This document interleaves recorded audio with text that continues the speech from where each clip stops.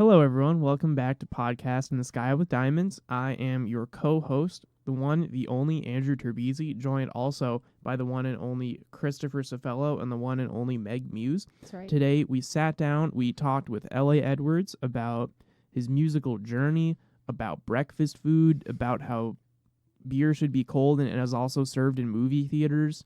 We talked about other, honestly, more important things like the work to create his album, how he got to work with one of the Heartbreakers, the dudes who jam with Tom Petty, apparently. So some would say, kind of a big deal. So we talked about his records. We talked about food. We talked about a lot of other stuff. We had trouble talking with him about a lot of stuff as the phone quality is pretty garbage because he's in the woods in Virginia at a music festival right now. We talked about that. We talked about how we couldn't talk about stuff. So if you want to enjoy both an interview and some really meta stuff within the interview, and also opinions on breakfast food, hot dogs, beers, and buttery popcorn. Don't tune out. Don't tune out. Tune in. Crank up the volume. Put your earbuds or over-ear headphones on. Take your headphones out. Find a subwoofer. Make your neighbors listen. Yeah, be that asshole on the train with listening to your music aloud while everyone's trying to commute to or fro work. Give us a terrible reputation. Give us the worst reputation, but maybe one person out of all the people on that train can be like, this sounds interesting, and I'll give it a listen. I hate that guy, but I like those people. Yeah, so if that's the case, hi people from the train who hate us but maybe don't now, you should listen to this interview too.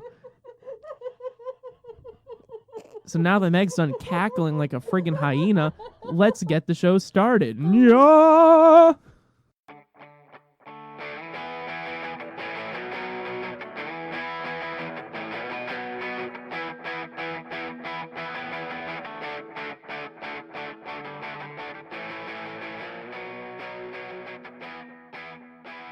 Hello. Hey, how you doing? Hey. Turn your phone up. Hey guys. Hey. Hey, how are you? Doing How are good. We're you? just hanging out, It's a Wednesday. There's not much going on. Awesome. Oh, perfect. Yeah, so how are you? I know you guys are at it's your first day at Floyd Fest, right? Yeah, we're setting up here at Floyd Fest. Beautiful out here. Very nice. Nice. That's in Virginia. Yep. Yeah. Yeah. Awesome. I have no idea. Sorry guys, it might be a little bit spotty, just because of I'm out in the woods here. And Fair enough. Rustic. That's totally cool. We can work with it. We can put a disclaimer in the bio or something. Like full disclosure. cool. Cool. Great. Okay, But yeah, awesome. Luke or... LA. Yeah, my name is Luke Andrew Edwards, and yeah, I go by L.A. Edwards. Okay. Okay. All right. So all LA right. Edwards. That's LA it is. LA baby. I love it. Okay, everybody. This is Podcast in the Sky with Diamonds. Woo! We Welcome got- back. Yeah. Yeah.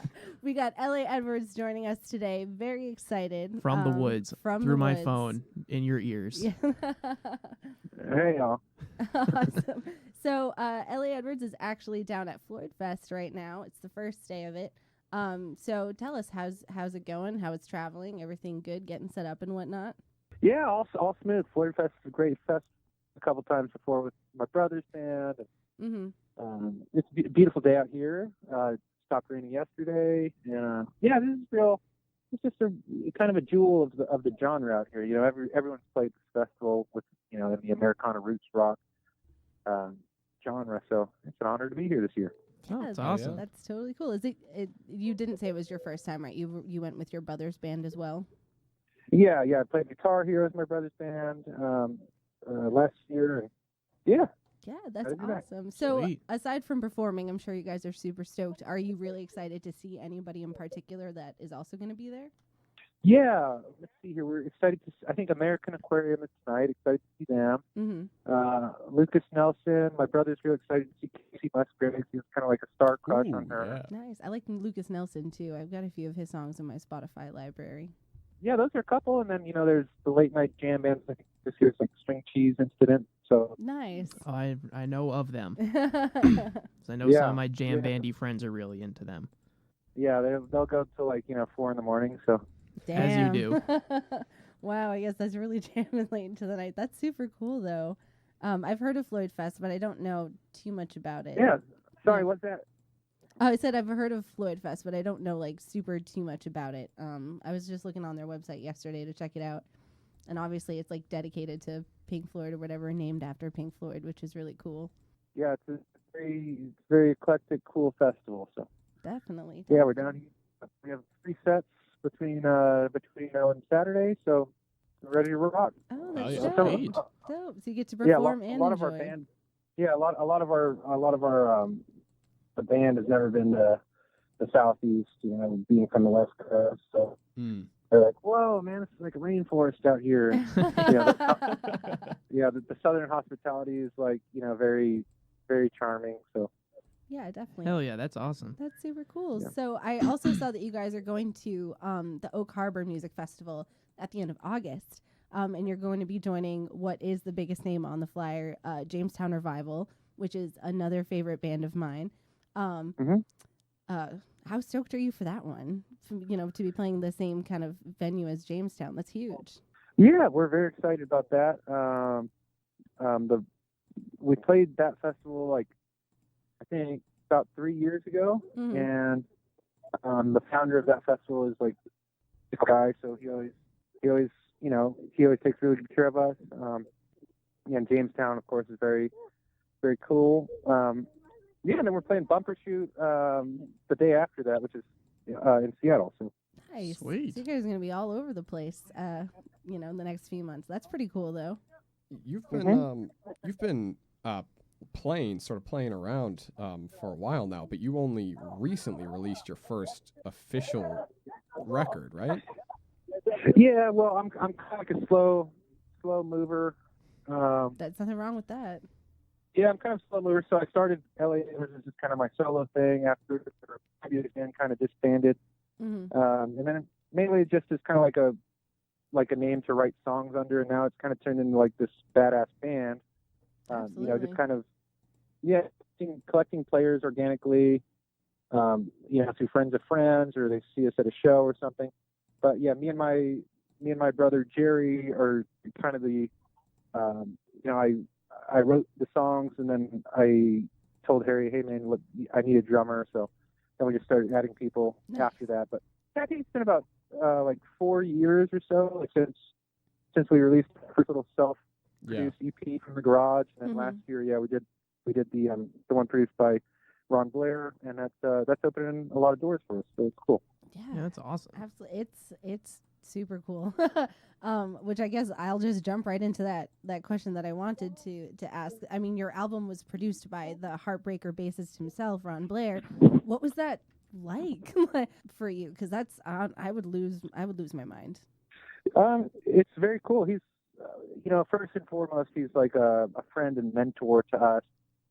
The previous band that I keep referring to, so that band was under Petty's management, That's and that's how I came to know Ron and get acquainted with him. And he lives just like less than a mile from me. So I always think about him kind of as Doc Brown, and I'm like Marty McFly.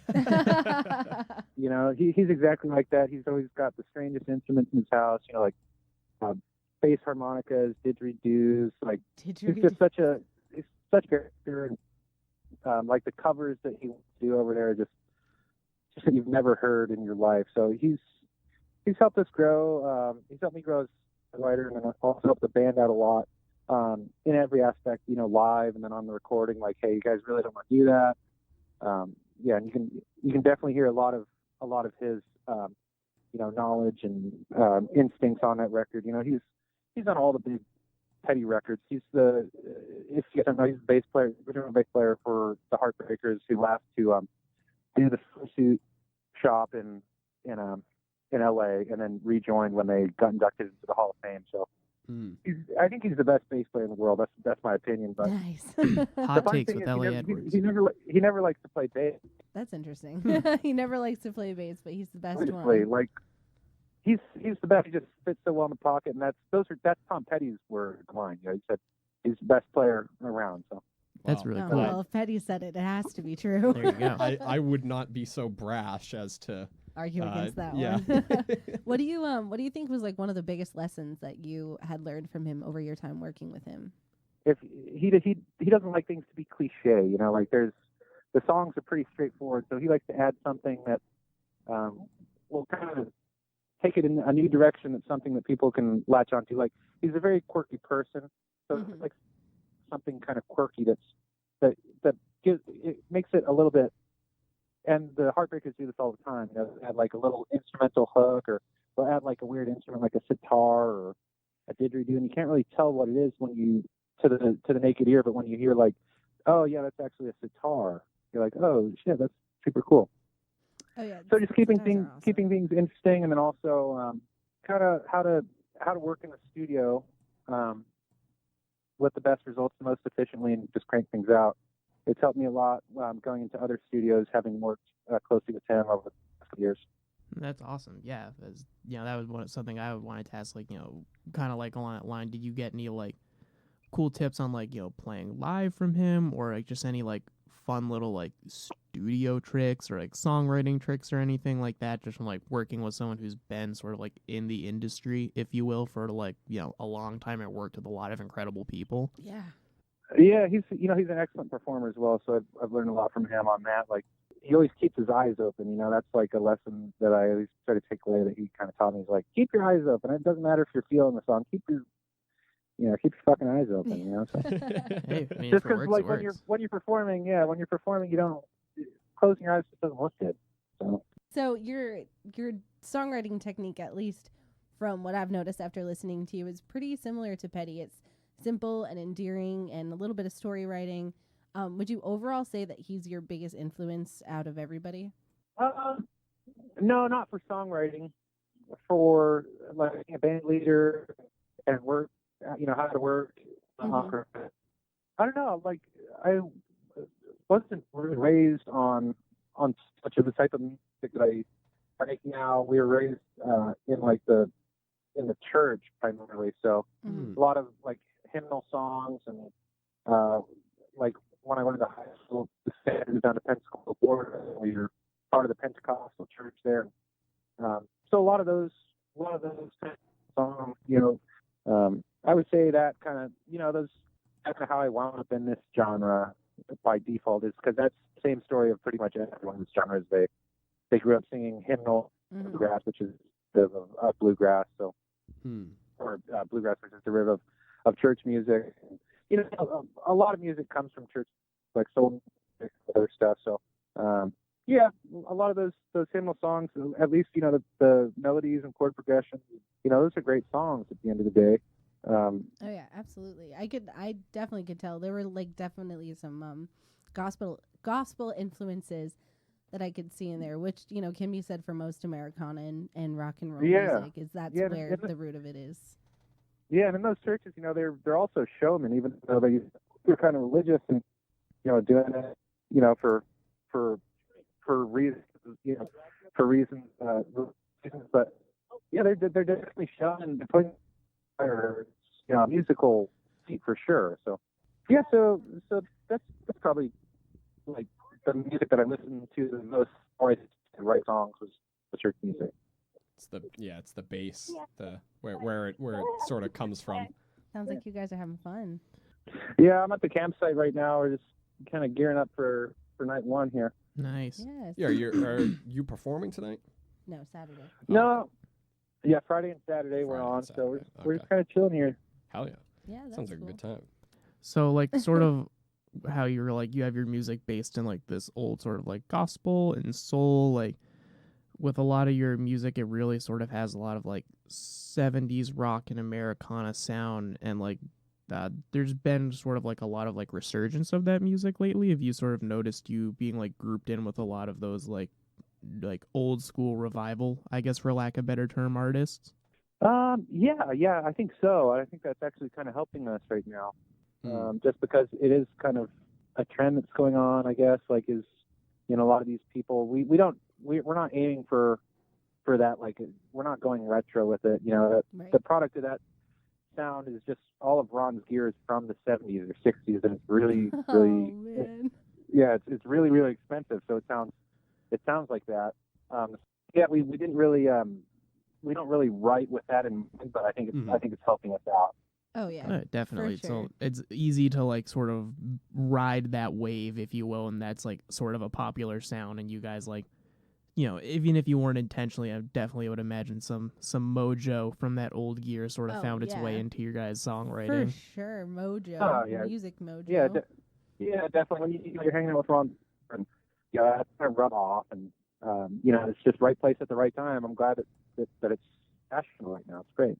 Well, I mean, it's not just the right place at the right time. Give yourself a little credit. Yeah, you're very talented. Doing good work. Yeah. Thank you very much. Yeah, of course. So your latest single, "Rain Over Me," I had on repeat yesterday for about probably 10 times. I listened to it in a row.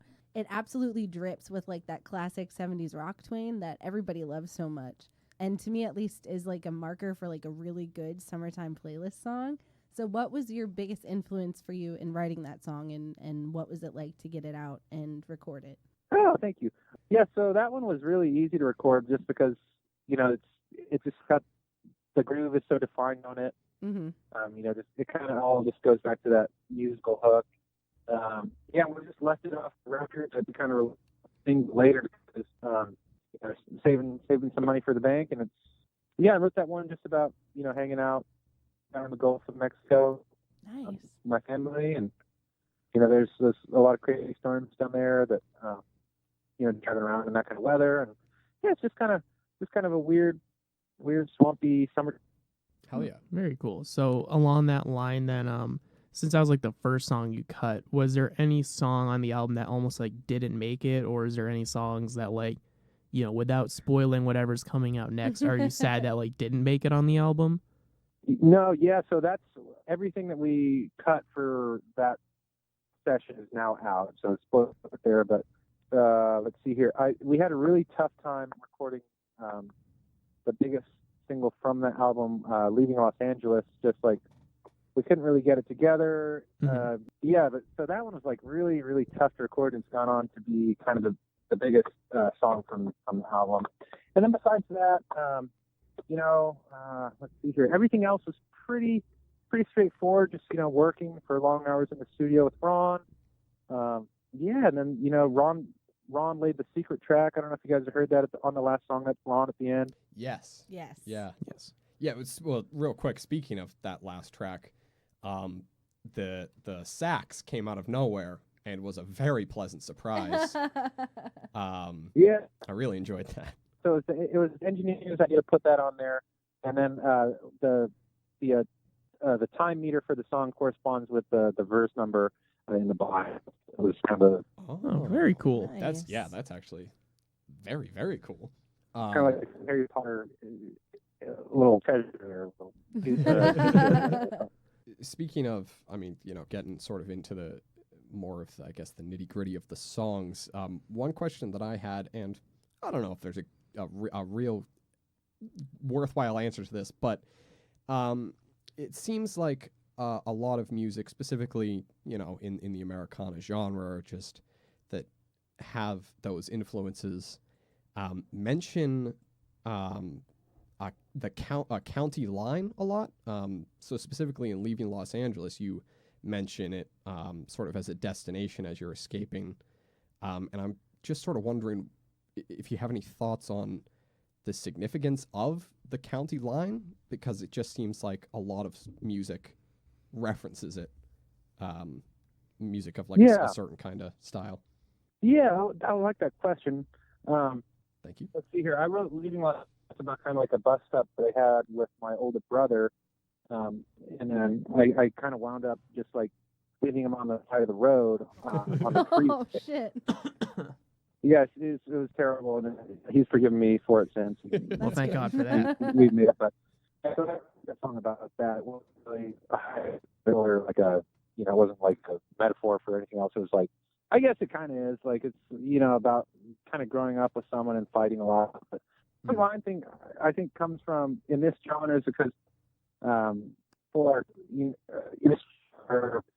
working music 220 nights a year, so they're constantly traveling, and Americana music definitely lends itself to that road trip traveling feel. Absolutely. So that's that county line thing is something that you're doing several times a day in some cases, and you're crossing state lines and traveling all the time. Just moving. Yeah, so it's very much like music of the road, of traveling. So it does, yeah, I agree with you. Definitely, it lends itself to that travel-y, summery, road trippy feel. Oh, for sure. Yeah, it's kind of like it's working class music. I think at the end of the day, and these people are playing shows to make money. Several shows, the source of their income is from the fans and the songs. So they're going out there and playing songs, traveling all over within this genre. Yeah. So then, along the lines of performing live is like making your living from this music, do you have a favorite track you like to perform live? Like, is there the one where you're like, no matter what the set list is, like this one's got to make it on there somehow? It's usually just like the newest song.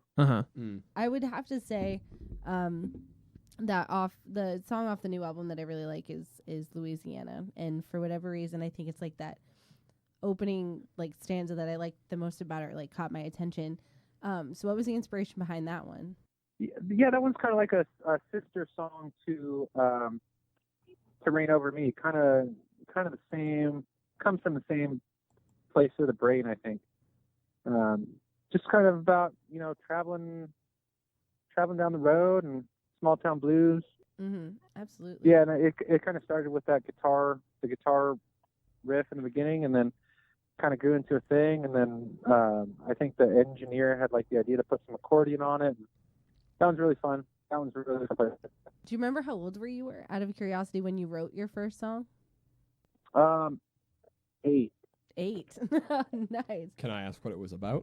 Oh, the first song was about my mom's cooking. It was called Meatloaf, Corn, and Potatoes.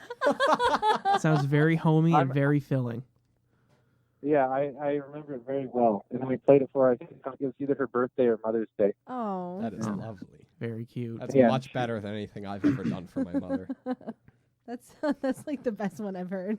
Yeah, that's pretty good. Out of all the times you've asked that question, that's a great answer.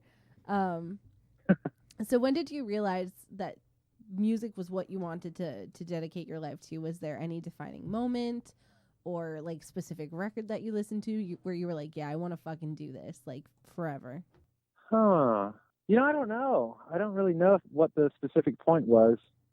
When it was like, okay, I'm going to do this. It was kind of like once I started, I just never stopped. That's fair. Yeah. I wasn't like, okay, I'm not going to do something else. Because I never really stopped doing it, because I've been playing music with my brother since we co-wrote that first song, We Love Corn and Potatoes, and then everything else has been kind of like a wild ride since then. Oh yeah. I'm sure Lennon and McCartney would be very proud of Meatloaf and Potatoes. Meatloaf, Corn, and Potatoes. Yeah, I think they would. No, but it's just, it's constantly the same thing. I don't view it as like there's a finish line or there's like a specific, there's a specific, like I jumped off the cliff and I'm going for it. It's just kind of been always writing and playing for people, and, interested in cool gear, interested in, life goes on around us. It's not, Yeah,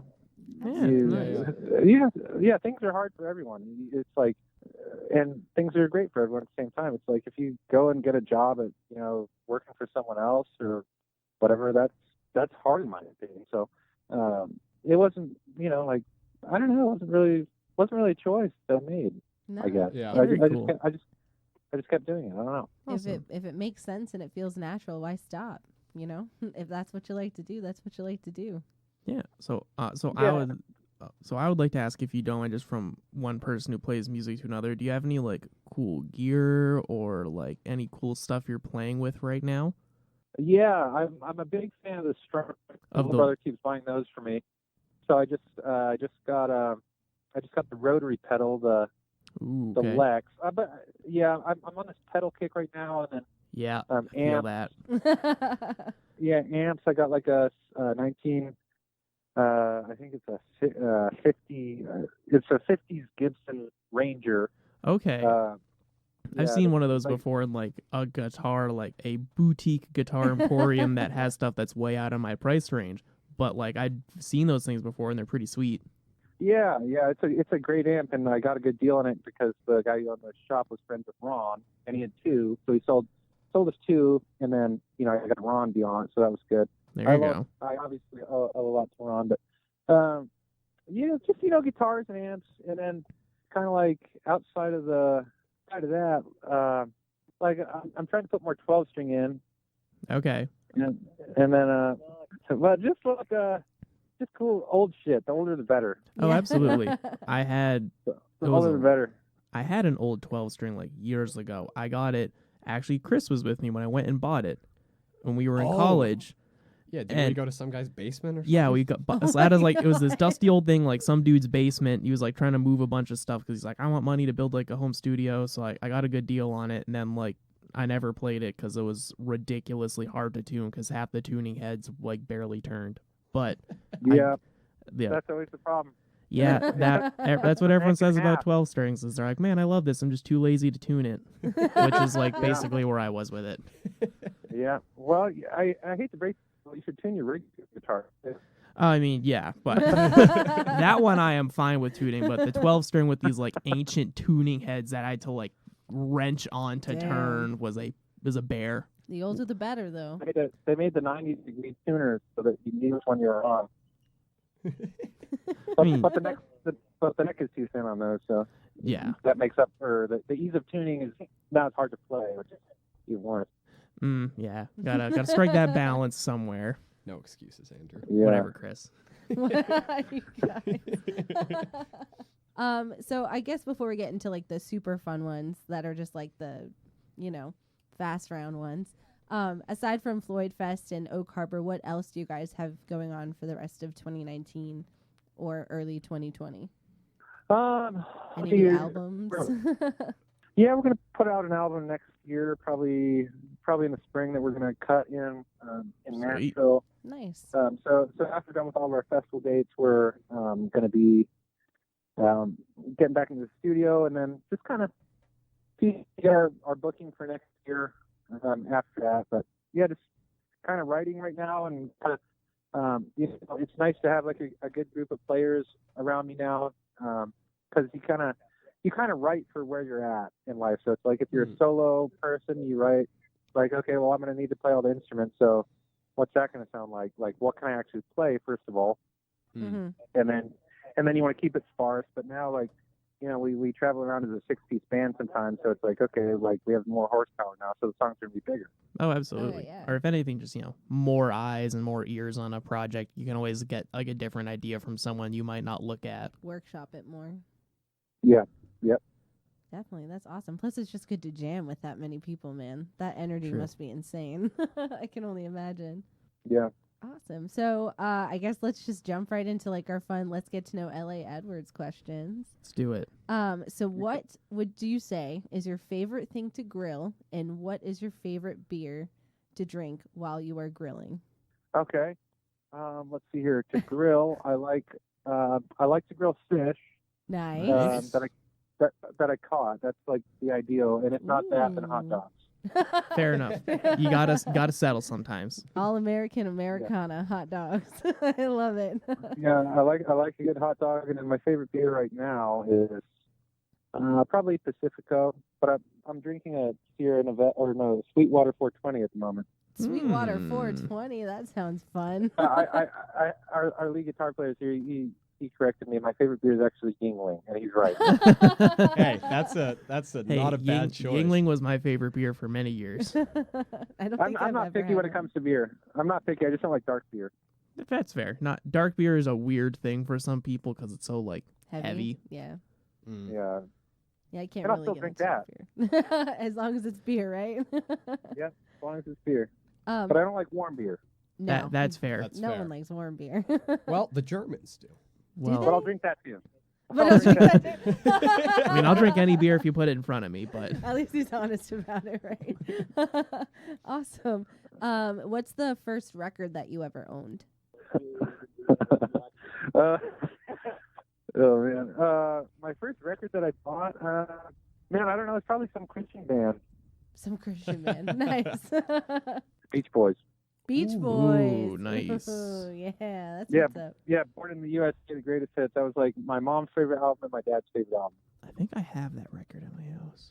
If I might. if somebody doesn't like the Beach Boys, I immediately distrust them. Yeah, we're opening up for the Beach Boys this year. Shut up. Oh, cool. tight. No way.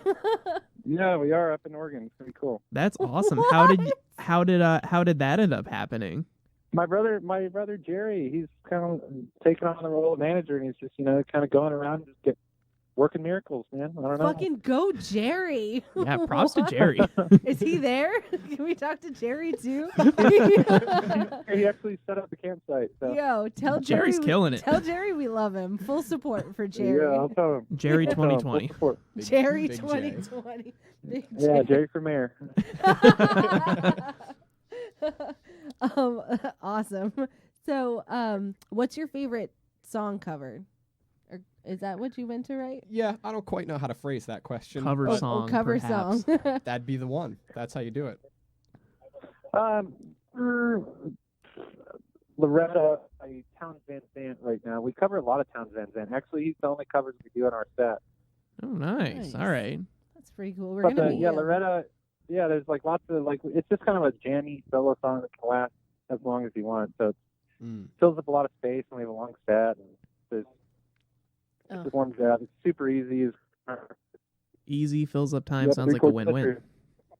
I love songs like that, Yep. which is probably why I like the Allman Brothers so much, and like listening to the Grateful Dead Oh, live yeah. recording so much. They're Is all in because the same neighborhood. they'll just They're go all for they're all like, kind of lateral let's cousins. just go for 10 minutes, Yep. and I'm like, yes, fuck me up. Like, what can we do? Yeah, it's more about the feeling. It's like, oh, I like this. It's like nice weather. Like, wow, this feels great out here. Yeah, Yeah, absolutely. absolutely.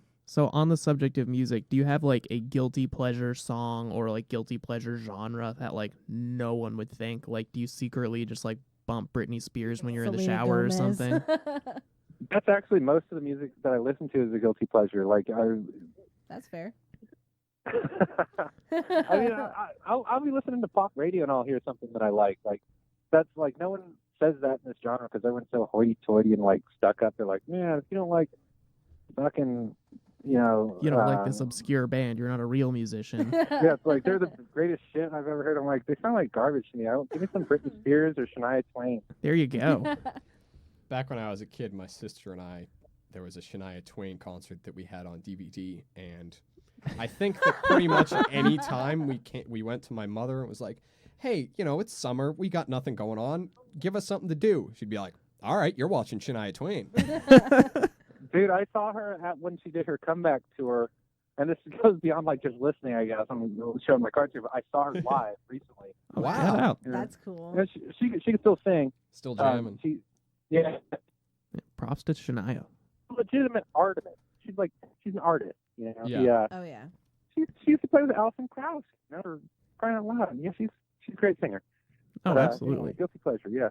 For sure. And she fucking owns it, too. She knows she's a bad bitch. Like, she's like, I'm I know, Shania Twain. Get out of my way. She I really mean, does. when you're She really Shania does. Twain, you can get away with doing that. It's true.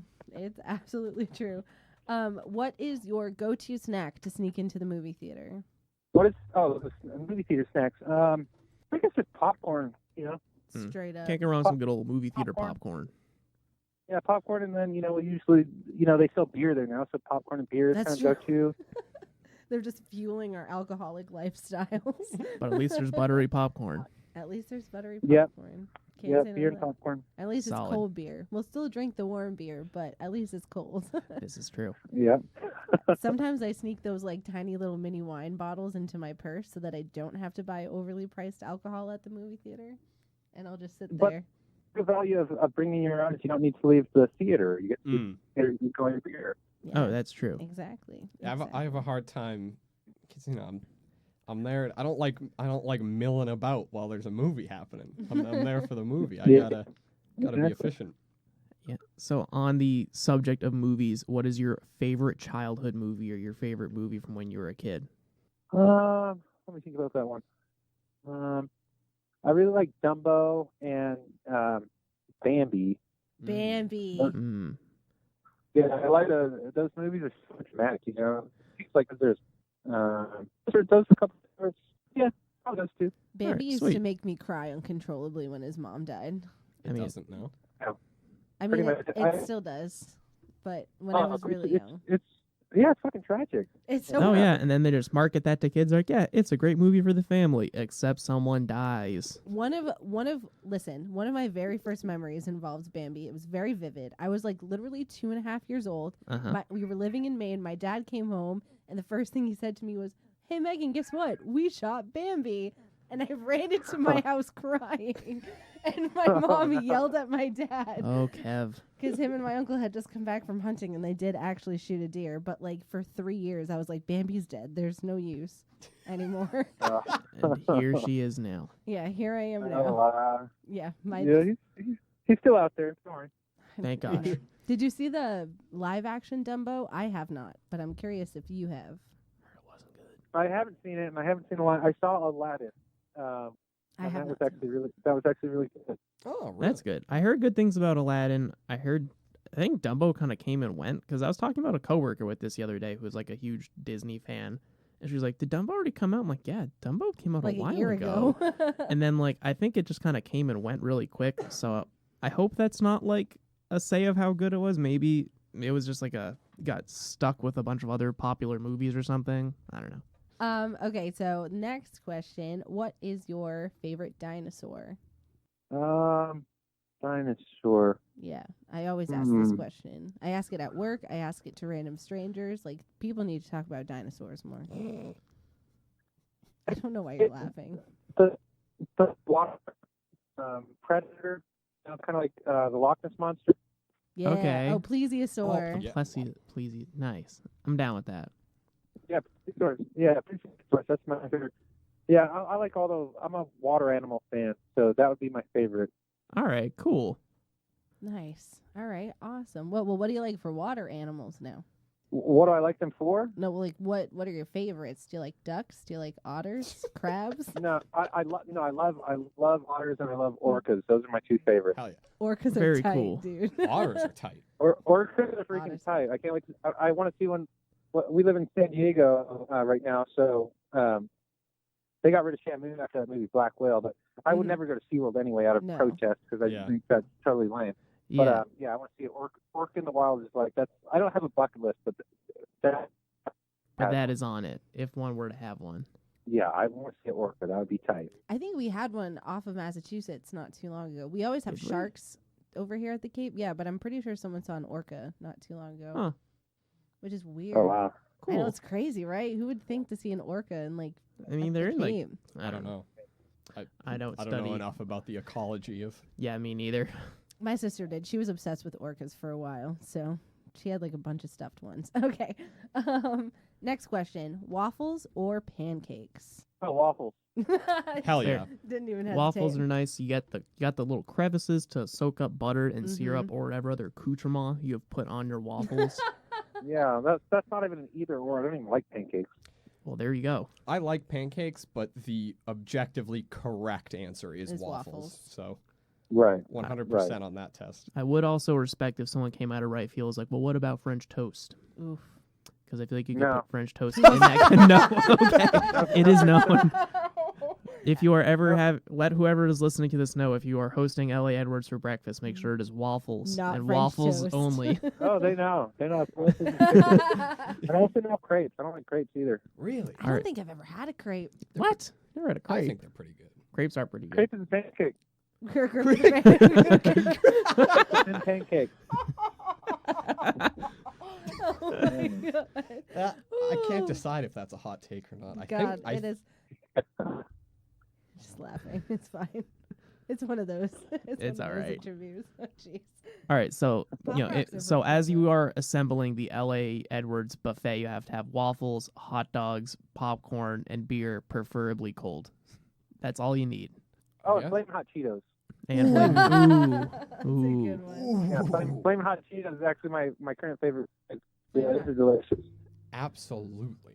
that is a literal hot take, as Do they you- are flaming hot Cheetos. Now, is that the spiciest thing that you're into, or do you like cranking it up? No, I'll spend He'll crank it. a lot of time in Nashville and I'll be all night, like on the toilet after the hot chicken. Have you guys had the hot chicken down there? I'm like, I have Lord, not. No. I've heard. So one of my friends lives in Nashville now, and she said like, yeah, like the hot chicken's like a tourist thing. You should try it once, but people who live here actually don't eat Nashville hot chicken every day, or you would die. So I've no, been yeah, told. you can't. You definitely can't. No, my tolerance for heat and my tolerance for drinking beers has gotten a little bit unhealthy lately. So, like, I'll just eat the hottest thing available, and I won't stop. It doesn't bother me. Like, Amen. my stomach really can't. So props to you for having a cast iron stomach. Then Absolutely. Well, no, it's not though. I like to eat it, but my body doesn't like it. So. I mean, does anyone's body like it when you drink a bunch of beer and eat hot chicken after? I I know mean, mine doesn't. You're still pretty young, right? Yeah. You got some time to Yeah. recover. Take a little break, a tea break, as they say. Yeah. Awesome. So I guess those were all of our super fun questions, unless you guys wanted to add any more. Yeah. Off the So top of your I head. guess my last question is: is there any like cool music you're listening to currently? Whether that's just a cool band you found, like cool record you found, anything sort of like in between. The Turnpike Troubadours. I just got Oh, kind okay. of turned on to them and Okay. been kind of listening through their stuff. And then our lead guitar player has been kind of turning me on to a bunch of old classic blues stuff for guitar ideas and stuff. But Nice. yeah. Nice. that's pretty much it. Cool. Oh, yeah. That's cool. What's your favorite TV show? Let's see, TV show, Breaking Bad. Oh, Nice. yes. Classic. Did you hear about the movie that they're doing? We're doing a movie. What? I didn't hear that. Wow, that's What? awesome. None of Yeah, us Great. yeah. What is Netflix. it talking about? Netflix is doing a movie with Jesse, like after, like years Oh. after everything happened. Like they're doing a follow up, like That's pretty cool. sort of deal. That'll be interesting. That's awesome. That'll And be great. what's his face is supposed to come back for like flashbacks. Bryan Cranston, like his character as Walter White, will be coming back as like trauma flashbacks, essentially. Oh man, I can't wait. That's gonna be awesome. Yeah, and I'm Sweet. also have you watched Better Call Saul, the spinoff? I have. Yeah, that's also very good. Oh, it's so good, and they refuse to release a new season when I want them to. I thought they And- were doing one. It's I- causing me Yeah, they anxiety. I don't really follow TV. It's been a while since they released a new season, but that one's also really good. So Nice. that's cool. So keep an eye out for the Breaking Bad movie on Netflix with Jesse Pinkman. He's great. Here we go. Yeah, it's really good. Awesome. Oh, that, are we, I guess is that all the questions that we yeah, that's all we Awesome. got. That's what we Do you got. have anything for us? Anything to share with the No, audience? it's been great talking to you guys. We had a great time talking to you. When you release some new music, let us know. If you're coming up to the Northeast and doing shows in New England, Also, let us know. let us know. And when you finally decide to put your new album out, whenever that comes out, we'll hit you up again and we'll have you on again if you're into doing a interview part 2. Anytime. Would love to. Awesome. Awesome. All We right. would love to hear that, man. Awesome. Well, everybody, Thank you for listening thank you for today. listening. Thank you to L.A. Edwards, and thank you for the phone connection gods for letting this work out. Ish. Ish. Awesome. For the most part. Yeah. Thank you guys. Peace and love to all. And yeah, it's been a pleasure. All right, You too, awesome, man. Enjoy Have a your great night. festival. You guys too. Take care. You Bye-bye. too. Bye.